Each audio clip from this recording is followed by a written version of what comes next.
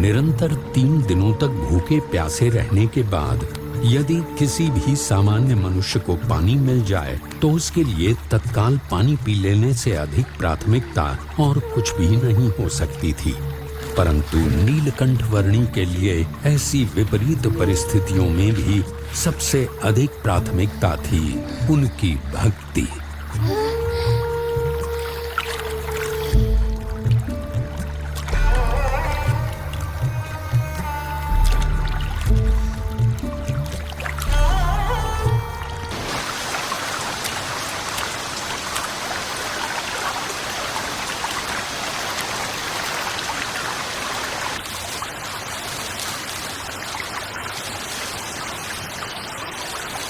लेना न देना मगन रहना, भजन करना रे भजन करना, भजन करना रे भजन। छोटे महाराज, बाल योगी जी, कुछ भोजन खाओगे महाराज? आओ आओ, अरे बड़ा स्वाद बना है आज तो। लो। धन्यवाद। ग्रहण करो योगी जी, ग्रहण करो। यात्रा पर निकले हो? जी हाँ। कुछ सामान नहीं है साथ में? खाने का प्रबंध कैसे कर लेते हो? कुछ साथ में तो नहीं रखते? कुछ ये खाने लायक तो नहीं दिख रहा आपके पास, कमंडल वगैरह के अलावा? सामान की क्या आवश्यकता है? बस इस शरीर को जीवित रखा जा सके उतना प्रबंध हो जाता है और वही पर्याप्त है। अरे अरे अरे अरे महाराज, अरे ये क्या कर रहे हैं छोटे योगी जी? अरे अरे अरे सत्यानाश, सारी मेहनत पानी में मिला दी आपने। ऐसे पानी मिलाकर भोजन कौन करता है महाराज? स्वाद तो परमात्मा की मूर्ति का आता है और आनंद भी उनके स्वरूप का, निज स्वरूप का ही आता है। पर इतना स्वादिष्ट भोजन जो बनाया था, हैं, उसका क्या है? योगी के लिए परमात्मा की भक्ति ही भोजन है और परमात्मा की मूर्ति का सुख ही उसका स्वाद है।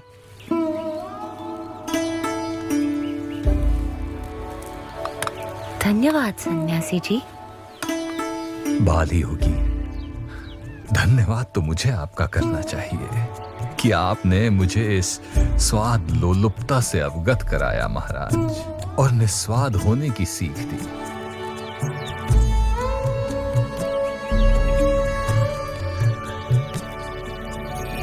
नीलकंठ वर्णी जानते थे कि काली गंडकी नदी के किनारे चलते हुए मुक्तिनाथ पहुंचा जा सकता था, इसीलिए वे काली गंडकी नदी के प्रवाह को ढूंढ रहे थे और उसी दौरान वे किसी अज्ञात निर्जन क्षेत्र में आ पहुंचे।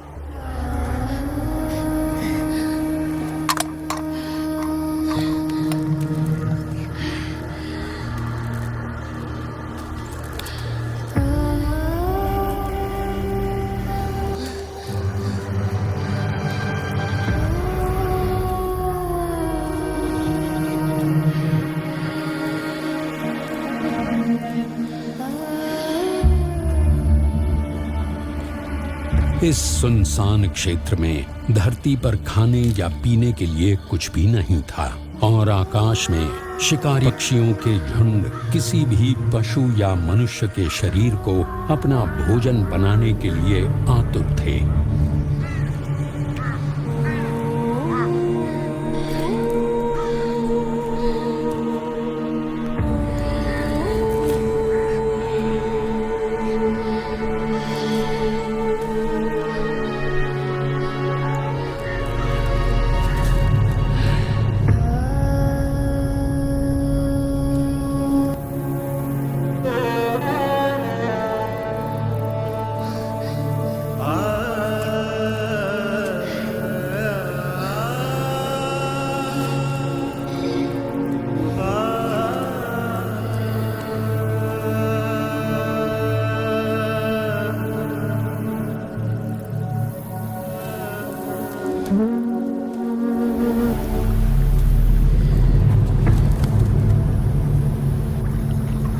निरंतर 3 दिनों तक भूखे प्यासे रहने के बाद यदि किसी भी सामान्य मनुष्य को पानी मिल जाए तो उसके लिए तत्काल पानी पी लेने से अधिक प्राथमिकता और कुछ भी नहीं हो सकती थी।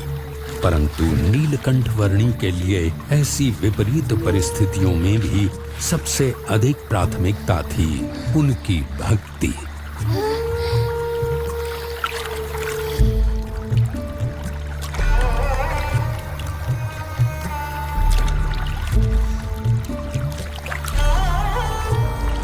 नेपाल प्रदेश में बालेवा गांव के पास नीलकंठ वर्णी को काली गंडकी नदी का प्रवाह मिल गया, जो अब मुक्तिनाथ तक पहुंचने का रास्ता तय करने के लिए उनका पथदर्शक था।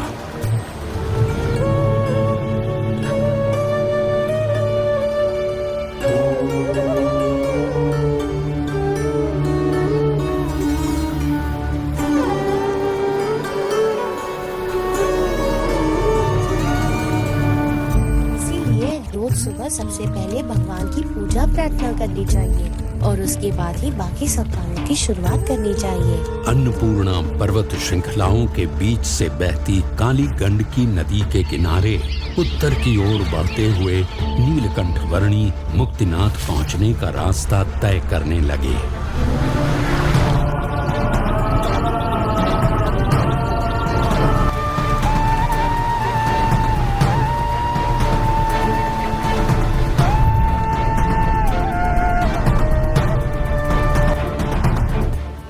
काली गंडकी नदी का प्रवाह मुक्तिनाथ जाने के लिए नीलकंठ वर्णी का मार्गदर्शक था और तातोपानी क्षेत्र से आगे किसी घाटी में से चलते समय कहीं पर काली गंडकी नदी का वो प्रवाह मानो अदृश्य हो गया। उस प्रवाह को ढूंढ लेना अनिवार्य था।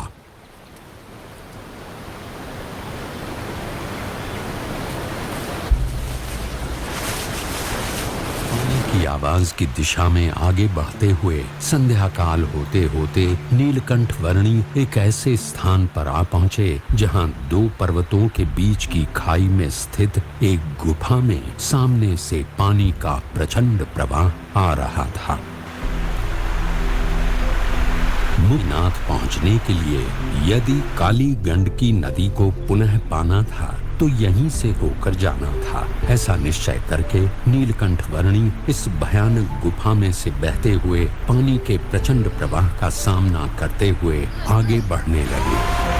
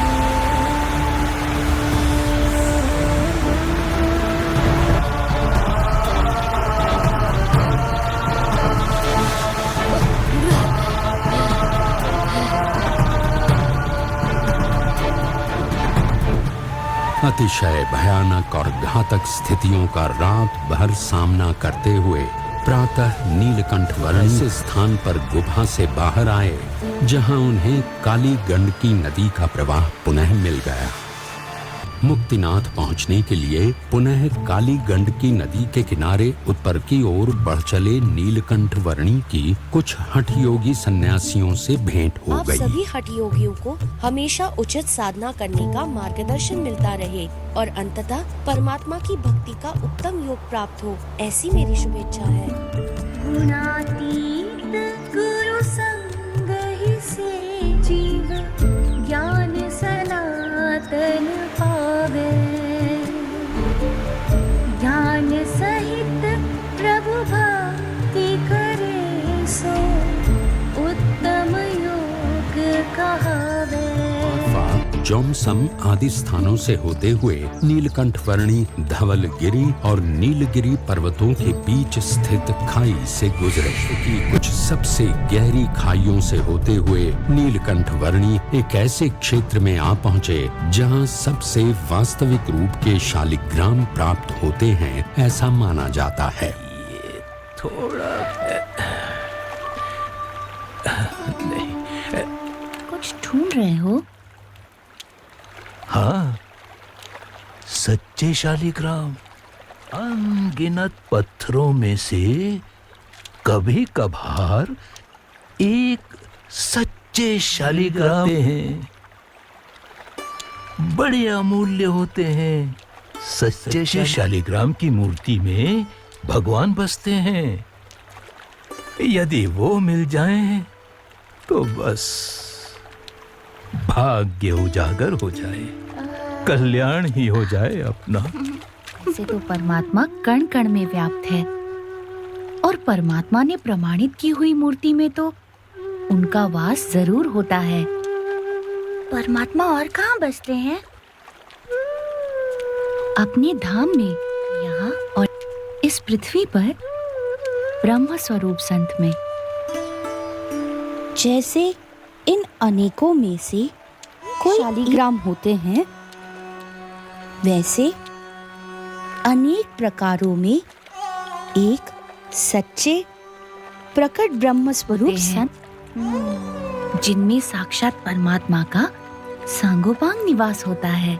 परमात्मा स्वयं या ऐसे ब्रह्म स्वरूप संत ही जीव को परम कल्याण का मार्ग दिखा सकते हैं। इसीलिए उन दोनों की प्राप्ति भी अति दुर्लभ है।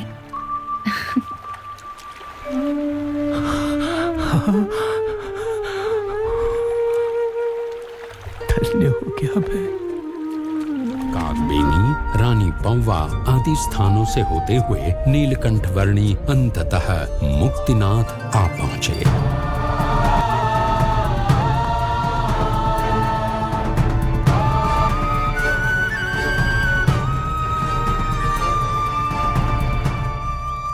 नीलकंठ वर्णी जब मुक्तिनाथ आ पहुंचे तब उनकी उम्र थी लगभग 12.5 वर्ष। हिमालय की गोद से बहता निर्मल जल यहाँ मुक्तिनाथ मंदिर में मानो पवित्र हो जाता है जब वो 108 गौमुखों से होकर बहने लगता है।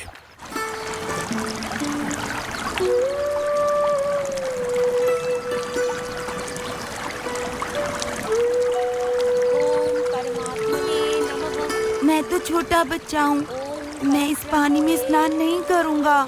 बेटा हमने स्नान कर लिया ना, चलो तुम भी कर लो। हाँ, ये तो बहुत ठंडा है माँ, मैं इसमें स्नान नहीं कर पाऊँगा। फिर भी स्नान तो करना पड़ेगा बेटा। हाँ, ये तो बहुत ठंडा है माँ, मैं इसमें स्नान नहीं कर।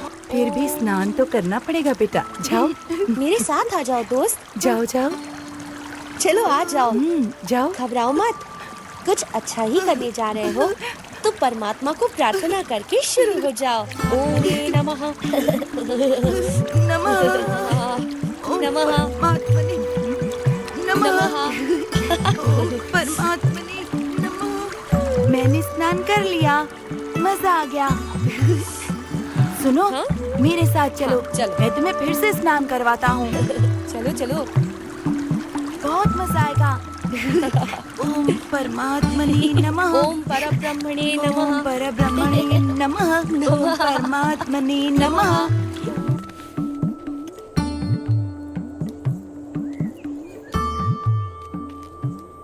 कुछ ढूंढ रहे हैं आप वर्णी जी? ब्रह्मा जी के पुत्र पुलह जी ने यही कहीं तपस्या की थी ना? हाँ, यहीं पर आगे। इसलिए तो ये जगह पुलाश्रम कहलाती है। पर क्यों? मुझे भी वहां तपश्चर्या करनी है। आप इतने तपस्वी तो हो ही गए हैं। अब और कब तक तपश्चर्या करते रहेंगे? जब तक माता के शरीर के भागरूप रक्त और मांस इस शरीर से पूर्णतः मिट न जाए, तब तक।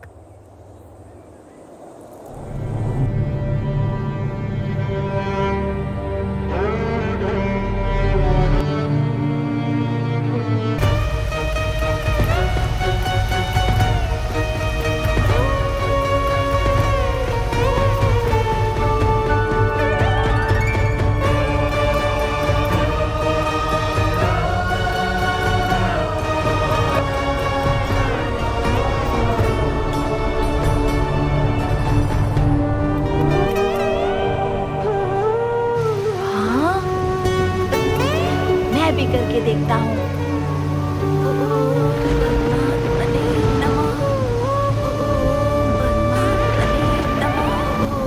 परमात्मने नमः। ओम परमात्मने नमः। ओम परमात्मने नमः।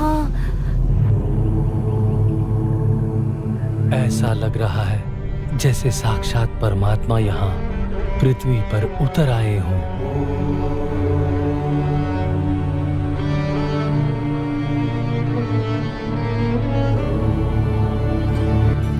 हाँ, कितनी शोभायमान लग रही है उनकी मूर्ति, जैसे तप और ब्रह्मचर्य का साक्षात स्वरूप। सूर्य देव को भी तेज प्रदान कर रहे हो, ऐसी तेजोमय कांति।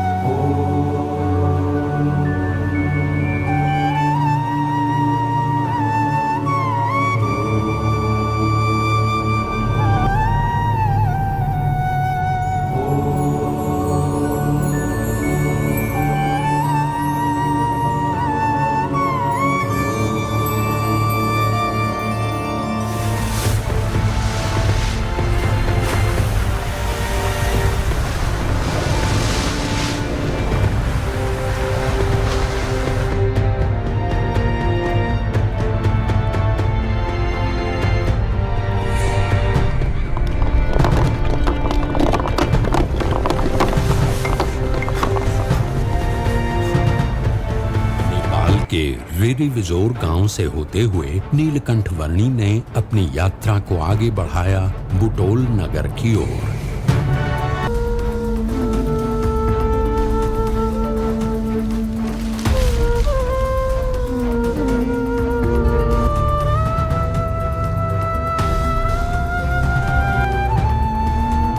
कदम कदम पर जहरीले सांप और बिच्छू अपार।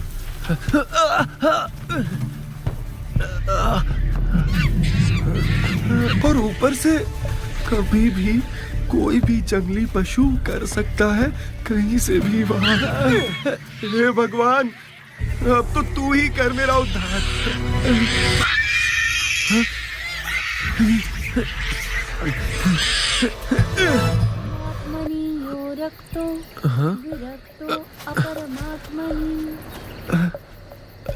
अरे ये आवाज कहाँ से आ रही है? कौन है ये? कौन है यहाँ? कौन है यहाँ? अरे वर्णी जी, साधु राम। अच्छा मेरा नाम मोहनदास है। मैं हिमालय की तलहटी में जाना चाहता हूँ। कब से घूम फिर के यहीं आकर अटक जाता हूँ। मुझे रास्ता दिखाएंगे? हाँ, अंत तक रास्ता दिखाऊंगा। भूले भटके हुओं को सही रास्ता दिखाना, वही तो मेरा काम है। बस मेरा साथ मत छोड़ना। बिल्कुल नहीं छोड़ूंगा।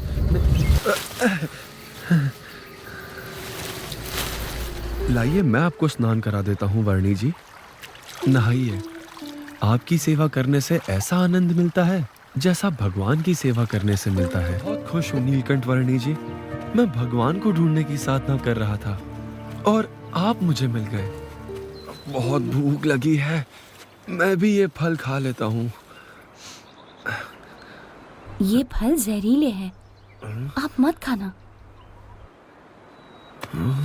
अब तो बहुत भूख लग रही है और कुछ खाना मिले ना मिले, ये फल खाकर काम चला लेते हैं। हाँ भाई, कुछ नहीं तो ये फल ही सही। अरे ये फल ये जहरीले हैं। हाँ, तुम्हें कैसे पता? इन्होंने बताया। हाँ? पर ये स्वयं तो यही फल खा रहा है और हम ये खाएंगे तो मर जाएंगे हैं? ऐसी अर्थहीन बातें करने वाला कौन है ये? ये महापुरुष हैं। इनकी बात मानने में भलाई है। रहना है तो रहे, हम तो ये फल खाएंगे। चलो महापुरुछो, ये फल खाओ और भूख मिटाओ। लाओ भाई। अब भी कहता हूँ इनकी बात मानो। ये जहरीले हैं। छोड़ो फिर। तू भी खा ले। ये देख, मैंने तो खाया, मुझे कुछ नहीं हुआ। ये देख, मैंने भी खाया, कुछ हुआ क्या? कुछ भी तो नहीं हो रहा है। अभी तो महापुरुष हैं। आजा तू भी खा ले। मुझे क्या हो रहा है? ये अरे ये वर्णी जी की बात सही थी। वर्णी जी की बात सच थी। जो नहीं सुनेंगे उनका तो यही हाल होना निश्चित है। पर हाँ, इन सब को एक बार तो आपके दर्शन जरूर हुए हैं, तो कभी ना कभी तो उनका कल्याण जरूर होगा। मोहनदास जी, आप मुझे थोड़ा थोड़ा पहचान गए हैं, मुझसे जुड़ भी गए हैं। अभी आप थोड़े समय के लिए कहीं किसी तीर्थ स्थान में बस जाइए। समय के चलते पश्चिम दिशा में आपको पुनः मेरा योग होगा और आपका मोक्ष भी होगा।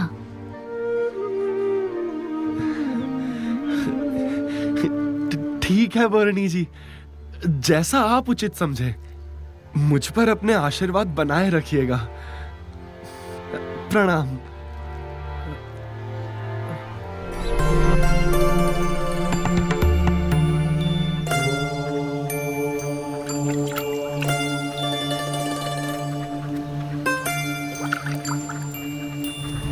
नीलकंठ वर्णी का अगला पड़ाव था नेपाल की दक्षिण दिशा में स्थित बुटोल नगर।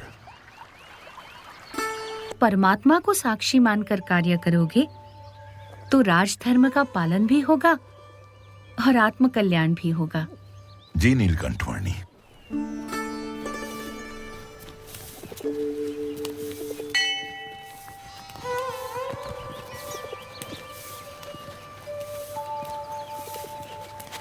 नीलकंठ वर्णी, कोई कहता है कि अहम ब्रह्मास्मि, यानी कि हमारी आत्मा ही ब्रह्म है, तो कोई सिखाता है कि हमारी आत्मा ही परमात्मा है।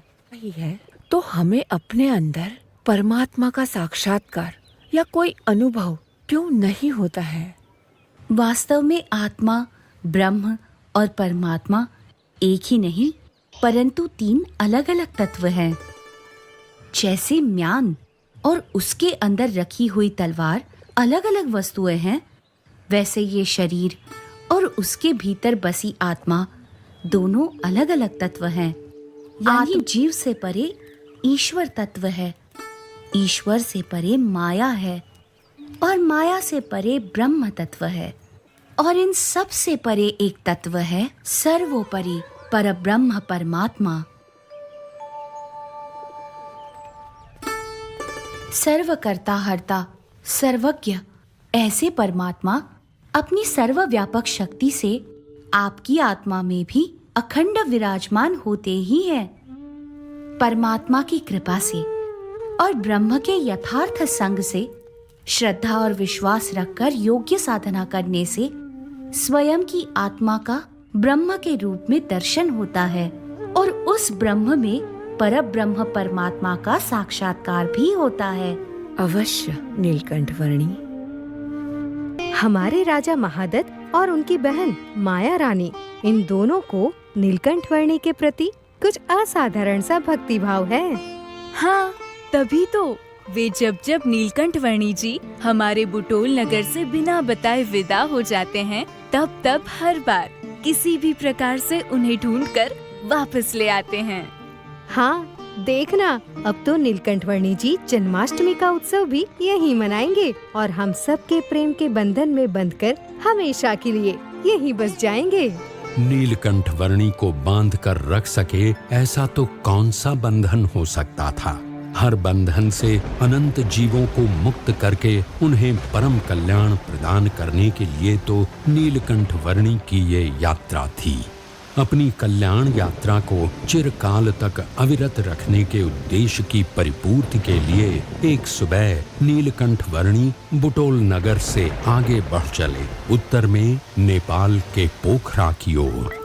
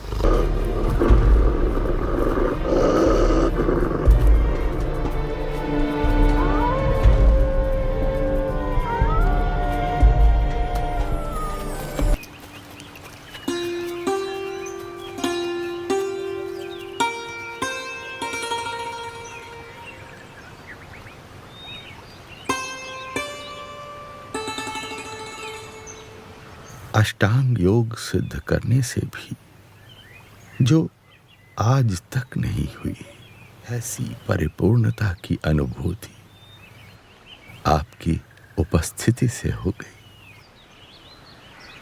बहुत प्रतीक्षा करवाई आपने, बहुत प्रतीक्षा करवाई। गोपाल योगी जी, हाँ,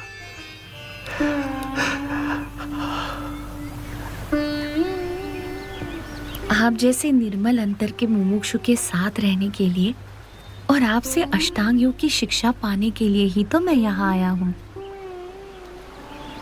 सर्वप्रथम कुछ ग्रंथों के अभ्यास से आपका प्रशिक्षण आरंभ होगा। जी।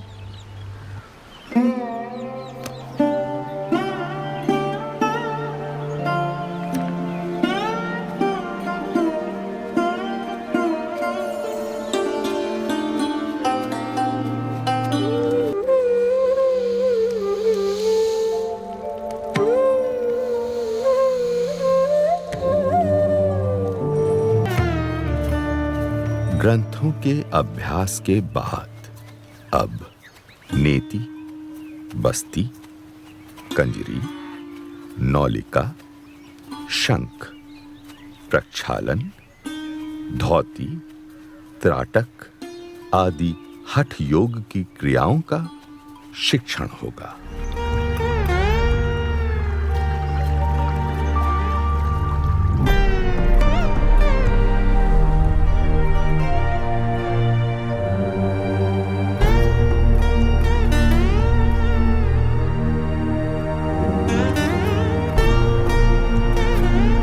हठ योग के पश्चात अब एक एक करके यम, नियम, आसन, प्राणायाम, प्रत्याहार, धारणा, ध्यान और समाधि, उन सब अष्टांग योग के अंग आपको सिद्ध करने होंगे।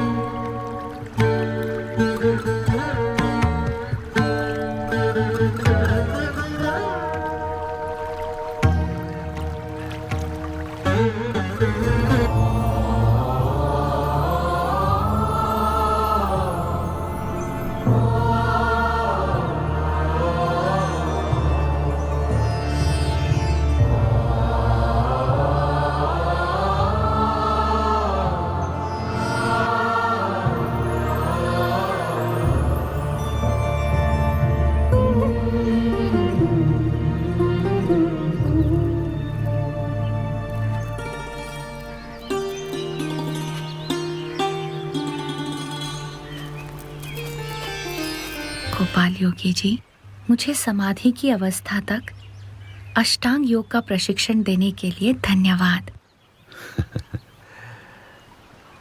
यह तो आपकी मनुष्य लीला है प्रभु कि मुझे आपकी भक्ति का अवसर देने के लिए आपने 12 मास तक मुझसे अष्टांग योग की शिक्षा लेने का यह प्रसंग उपस्थित कर दिया। अन्यथा आपके योग से परे और कोई योग ही नहीं है प्रभु। आप तो सर्वोच्च साध्य ऐसे परमात्मा है। अष्टांग योग सिद्ध करने के पश्चात भी मेरी साधना में जो अभाव रह गया हो वह दूर हो जाए, ऐसा मार्गदर्शन मुझे दीजिए प्रभु। अष्टांग योग का फल निर्विकल्प समाधि की स्थिति है, पर माया के प्रभाव से उस स्थिति में भी बाधाएं आ सकती हैं। इसीलिए निर्बाध और परम कल्याण के लिए परमात्मा की कृपा से ब्रह्म के साथ अपने आत्मा की एकता करके शुद्ध गुणातीत ब्राह्मी स्थिति को प्राप्त करके परब्रह्म की भक्ति करना अति आवश्यक है। वही उत्तम निर्विकल्प निश्चय की स्थिति है और वही सर्वोच्च कल्याण है। आपने अतिशय कृपा करके मुझे ऐसे दुर्लभ और नवीनतम दर्शन का प्रशिक्षण दिया है प्रभु। मेरे अंतर में आप ही का स्वरूप स्थित हो गया है नीलकंठ वर्णी। मुझे देह भाव की विस्मृति हो रही है। आपकी कृपा से मैं कृतकृत्य हूं नीलकंठ वर्णी।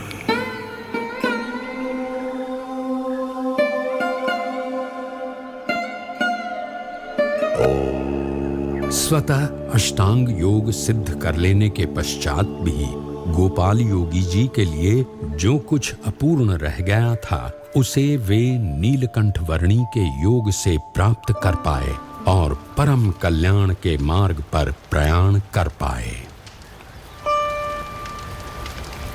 पृथ्वी पर कई ऐसे जीव थे जो अष्टांग योग जैसी उच्च साधना तो नहीं कर पा रहे थे, पर किसी न किसी प्रकार से मोक्ष प्राप्ति के प्रयास तो अवश्य कर रहे थे।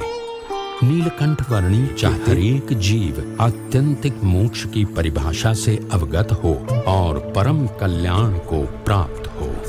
इसी उद्देश्य की पूर्ति के लिए पश्चिम कर बसने के संकल्प के साथ नीलकंठ वर्णी बढ़ चले अपनी अनंत कल्याण यात्रा के अगले पड़ाव पोखरा से होते हुए काठमांडू की ओर।